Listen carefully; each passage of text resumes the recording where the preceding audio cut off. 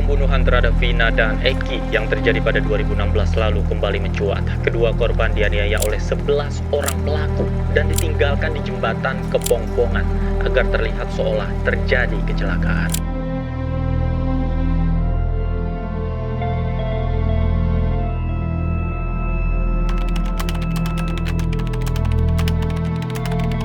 Saya kabarin lagi sama anak laki-laki saya tuh, katanya mah Dede di rumah sakit. Dari jauh udah manggil mama, katanya. Itu suara anak saya diem aja gitu kan.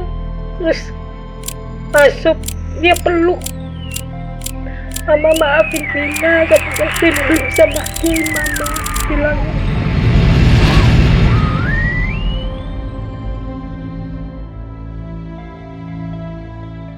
Namaku Vina, yang dulunya memancarkan kehangatan, kini duniaku hanya diwarnai dengan kegelapan dan tragedi yang tidak bisa dilupakan. Keheningan ini tidak lagi menjadi sebuah pilihan, karena dalam setiap momen keheningan, kita akan memberi ruang bagi kejahatan untuk berkembang. Lalu, di mana suara bagi yang tak terdengar? Dan biarkan nama Vina tetap menjadi cahaya yang mengungkap kebenaran, bukan hanya bayangan di dalam kegelapan. Gue Gusti Gina, selamat datang di Kelam, di mana di sini akan mengungkap misteri dalam keheningan.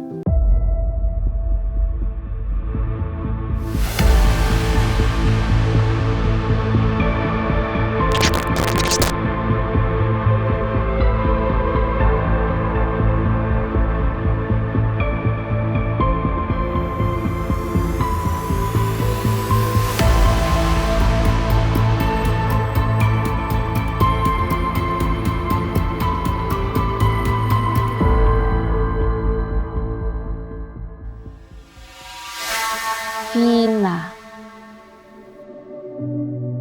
Kalian pasti udah tahu dong tentang kasus Vina dari Cirebon. Udah nggak asing dong pastinya. Nah, jadi Vina ini memiliki nama asli yaitu Dewi Arsita yang lahir pada tanggal 16 Januari tahun 2000 tepatnya di Cirebon, Jawa Barat. Vina dikabarkan telah meninggal dunia saat usianya masih remaja, tepatnya 15 tahun. 8 tahun silam, Vina menjalin kasih dengan seorang remaja laki-laki bernama Eki. Diduga jalinan kasih Vina dan Eki tidak disenangi oleh Peggy atau Egi yang disebut-sebut sebagai dalang pembunuhan. Gadis remaja itu pun harus meninggalkan ibunya yang bernama Sukaisi dan ayahnya bernama Wasnadi serta seorang kakak perempuan bernama Maliana. Ibu, ayah, dan kakak dari Vina hingga kini masih mencari keadilan atas kasus pembunuhan kejam itu. Pasalnya, Egi yang merupakan teman Eki merasa marah karena cintanya ditolak oleh Vina. Egi yang menyimpan dendam lalu bersama geng motornya nekat melakukan ruda paksa pada Vina secara bergilir. Lalu mereka membunuhnya di hadapan Eki. Setelah itu, kawanan geng motor itu juga membunuh Eki. Sementara itu, Eki itu sendiri adalah kekasih Vina. Eki juga turut menjadi korban kekejaman pelaku. Dirinya dipaksa menyaksikan kekasihnya dihilangkan nyawanya. Dan ternyata dirinya juga harus kehilangan nyawanya. Sekarang gue bahas dulu tentang pandangan dan pengakuan dari keluarga Vina. Gini ceritanya. Death Call. Pihak keluarga mengetahui bahwa terjadi kecelakaan pada korban Vina karena ada seseorang yang datang ke rumah keluarga. Yang usut punya usut adalah pelaku tanpa sepengetahuan keluarga korban. Dia datang ke rumah ngasih tahu, Mbak katanya, Vina kecelakaan. Sekarang posisi sudah di rumah sakit. Tuh. Datanglah ke sana tuh bapak sama kakek. Datang ke rumah sakit juga di situ sudah ada pihak polisi. Bilang juga kecelakaan. Dan pelaku ini memberitahu bahwa posisi Vina sudah ada di rumah sakit. Posisi di rumahnya ada kakek, bapak, dan kakak Vina. Ibu beliau sedang berada di Malaysia. Akhirnya bapak dan kakek Vina ini datang ke rumah sakit. Nah, di sini posisi keluarga masih mengetahui bahwa Vina mengalami kecelakaan. Saat datang di rumah sakit, posisi sudah ada polisi yang menjaga. Pengakuan dari polisi saat itu juga memang terjadi kecelakaan.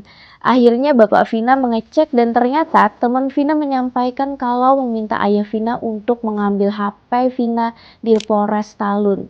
Akhirnya sebelum pulang, ayah Vina menanyakan pada polisi tentang posisi kecelakaannya dan langsung meluncur ke TKP. Saat sampai memang terlihat ada cairan berwarna merah yang sudah ditutupi oleh pasir. Sang ayah bingung karena trotoar dan tiang listrik masih utuh. Padahal sebelumnya info bahwa kecelakaan dan menabrak trotoar dan tiang listrik. Sang ayah akhirnya balik lagi nih ke kantor polisi dan menanyakan di mana motor korban. Ternyata motornya pun masih utuh dan tidak mengalami kerusakan. Akhirnya ayah Vina pulang karena belum adanya bukti yang kuat, jadi pihak keluarga pun masih memendam. Orang itu gak ada yang kenal deh. Berapa orang yang ngambil dede tuh? 12 orang. Tangan dede dipukul pakai balok gede. Dipukul tangan Vina patah. Bukan diseret pakai motor, dipukul tangan Vina.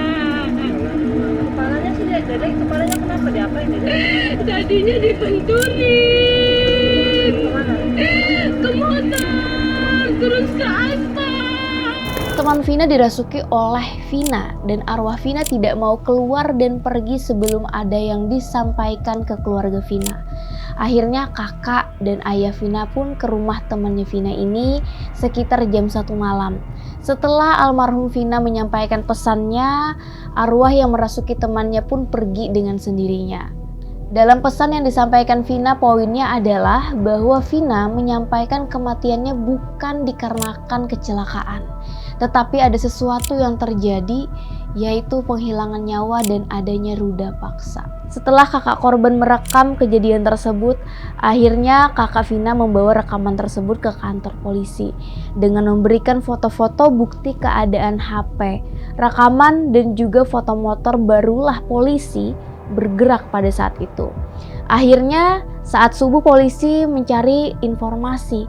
Ternyata ada salah satu pedagang sate yang memberanikan diri untuk memberikan informasi bahwa di malam kejadian ada salah satu motor yang dikonvoi sama motor-motor lainnya dan memberitahu bahwa posisi markas geng motor tersebut di mana. Ternyata saat diperiksa, polisi tersangka sedang dalam keadaan tepar karena habis pesta miras. Akhirnya HP sang pelaku diambil dan diperiksa bahwa benar ada sebuah rencana yang sudah direncanakan oleh pelaku. Keluarga Vina mendapat informasi dan laporan saat pelaku tertangkap. Pelaku yang tertangkap pertama kali ada 7 orang. Nah, tapi sekarang gue bahas dulu awal mula kejadiannya gimana. Jadi awalnya mereka itu tidak ada niat untuk membunuh, tetapi hanya ingin melakukan ruda paksa kepada Vina. Tetapi dikarenakan almarhum Vina ini melihat siapa sosok pelakunya, jadinya pelaku ini merasa takut ketahuan gitu. Akhirnya barulah terjadi peristiwa penghilangan nyawa. Peristiwa itu sampai bisa terjadi karena adanya rasa cemburu, cintanya ditolak yang terjadi kepada pelaku utama, yaitu si Egy. Dan keseluruhan total pelaku ada 11 orang. Yang sudah tertangkap itu hanya 8 orang dan yang masih ada belum tertangkap sekitar 3 orang. Bahkan ya, kasus Vina ini karena banyak sekali mengundang perhatian sampai dibuat menjadi sebuah film yang berjudul Vina Sebelum 7 Hari. Hal ini sih juga udah disetujuin ya sama keluarganya untuk mengangkat kisah Vina ini. Ada luka-luka yang gak wajar, Pak. Tangannya Vina itu patah, tulangnya keluar. Pokoknya aku mau orang itu dipenjara. Yang kabur ke Jakarta itu jangan lupa, itu anaknya itu. 8 years later.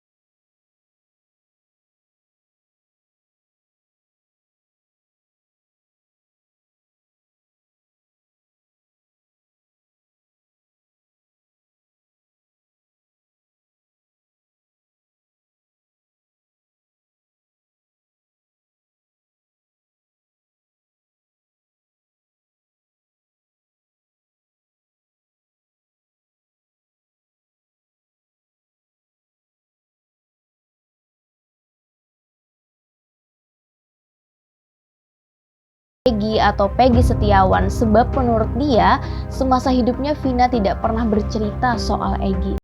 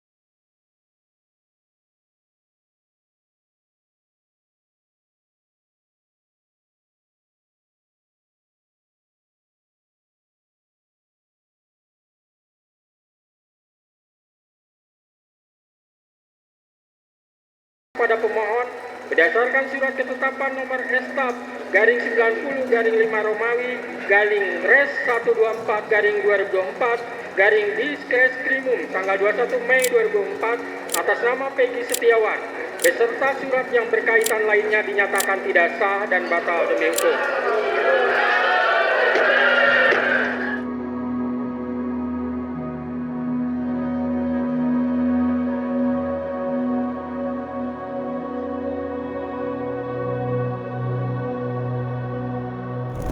Dalam ruang kekosongan hati yang diisi oleh penolakan, kadang merubah terang menjadi kegelapan yang merencanakan sebuah tragedi dan melukis kisah hitam di atas kanvas kehidupan.